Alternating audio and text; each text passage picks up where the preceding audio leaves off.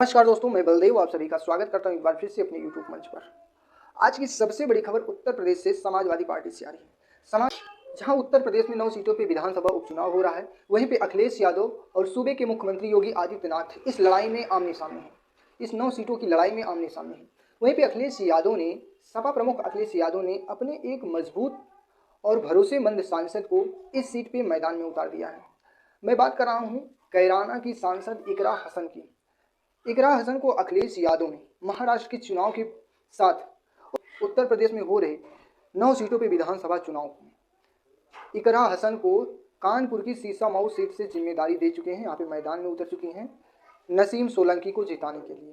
कानपुर की सीसामऊ सीट के प्रत्याशी हैं सुरेश अवस्थी जो बीजेपी के प्रत्याशी हैं, वहीं नसीम सोलंकी सपा के प्रत्याशी हैं, वीरेंद्र शुक्ला बीएसपी के प्रत्याशी हैं। सीसामऊ सीट का समीकरण देखा जाए, जातीय समीकरण, तो यहाँ पे 45% मुस्लिम और 25% जनरल और 16% है, अन्य यहाँ 14% है। कुल मतदाता 2,69,770 है, यानी कि 2,70,000 के आसपास। जहाँ पे मुस्लिम मतदाता करीब 1,10,000 है। मुस्लिम मतदाता 1,10,000 है। ब्राह्मण एवं अनुसूचित जाति के मतदाता यहाँ से 60,000 हैं। अब देखिए यहाँ पे जहाँ सीसामऊ सीट पर 1,10,000 मुस्लिम मतदाता हैं, तो यहाँ पे कहीं न कहीं भाजपा के लिए बहुत मुश्किल है इस सीट को जीतना। वहीं पे दूसरी ओर ब्राह्मण और अनुसूचित जाति करीबन 60,000 है। सीसामऊ सीट पर जो कानपुर की सीट है, यहाँ हम 2024 का आंकड़ा देख रहे हैं लोकसभा का। यहाँ पे आलोक मिश्रा कांग्रेस से और रमेश अवस्थी यहाँ पे भाजपा से थे। अब दोनों ब्राह्मण प्रत्याशी हैं। यहीं पे कांग्रेस के प्रत्याशी आलोक मिश्रा को 87,323 वोट मिले थे और रमेश अवस्थी को जो भाजपा से हैं उनको 60,848 वोट मिला था। और जीत हार का जो मार्जिन है वो 26,475 का है, 26,475 वोट का। तो यहीं पे अब इस आंकड़े से ये लगता है कि 26,475 वोट का अंतर है लोकसभा चुनाव के लिए। हाँ, ये ब्राह्मण है, आलोक मिश्रा ब्राह्मण है, हो सकता है कुछ यहाँ ब्राह्मण भी मतदाता इनको वोट दिए हों। रमेश अवस्थी जो भाजपा के, वैसे तो बीजेपी को ज़्यादा सवर्ण जो हैं, खासकर ब्राह्मण प्रत्याशी हैं, तो इनको ज़्यादातर वही लोग वोट दिए होंगे। वहीं पे अगर विधानसभा चुनाव देखा जाए 2022 का, तो इस चुनाव में हाजी इरफान सोलंकी जो सपा से थे, इनको मिला था 79,163 वोट। वहीं पे भाजपा के प्रत्याशी सलील बिश्नोई को मिला था, जो भाजपा से हैं, इनको मिला था 66,897 वोट। अब यहाँ पे हार जीत का मार्जिन कितना था? 12,266 वोटों का। अब सोचिए, यहाँ एक मुस्लिम मतदाता, एक इरफान सोलंकी की स्थिति यहाँ पे पहले से मजबूत है। और जहाँ पे 50.9% सपा को वोट मिला था, वहीं पे भाजपा को 43% वोट मिला था और बसपा यहाँ पे बहुत पीछे थी। बसपा यहाँ पे बहुत ही पीछे थी।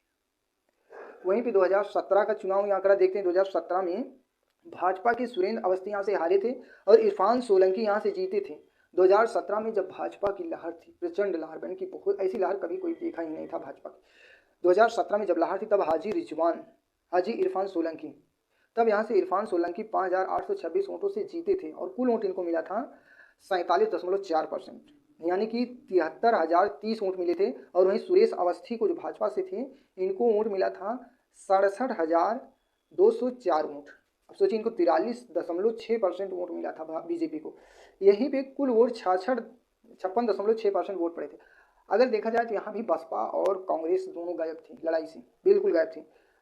जब 2012 का भी यहाँ पे आंकड़ा देख लीजिए, जो लोग ये कहते हैं कि सीसामऊ सीट कहीं ना कहीं बीजेपी जीतने में सफल रहेगी। अगर ये पूरा आंकड़ा देखा जाए तो इससे क्या लगता है कि जब बीजेपी की लहर थी, तब यहाँ से बीजेपी इस सीट को नहीं जीत सकी, तो अब जीतना बहुत ही मुश्किल होगा। यहीं पे 2012 का आंकड़ा देख लीजिए, हार जीत यहाँ पे कितना 19,666 वोटों से, 663 वोटों से हुआ था।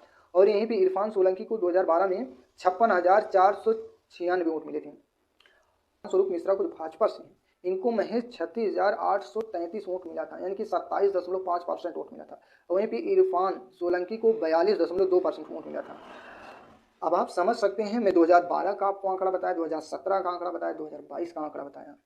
अगर इन सब आंकड़ों की बात यहाँ पे इस सीट पर इकरा हसन पूरी तरीके से नसीम सोलंकी को जिताकर ही मानेंगे, क्योंकि अगर मुस्लिम एक बड़े चेहरे जो थे, सबसे बड़ा चेहरा मुस्लिम जो थे वो आजम खां थे। आजम खां इस समय जेल में हैं, कई मुकदमे उनके ऊपर है, तो इसके चलते वो जेल में हैं। तो अब मुस्लिम चेहरे को जो उठाया जा रहा है, महिला मुस्लिम चेहरा उत्तर प्रदेश में समाजवादी पार्टी की तरफ से, वो है इकरा हसन, कैराना की सांसद। यूपी के उपचुनाव को लेकर आपकी क्या राय है? आप अपनी राय जरूर दीजिए। चैनल पे पहली बार आए हैं तो चैनल को सब्सक्राइब कीजिए, वीडियो को शेयर कीजिए। धन्यवाद।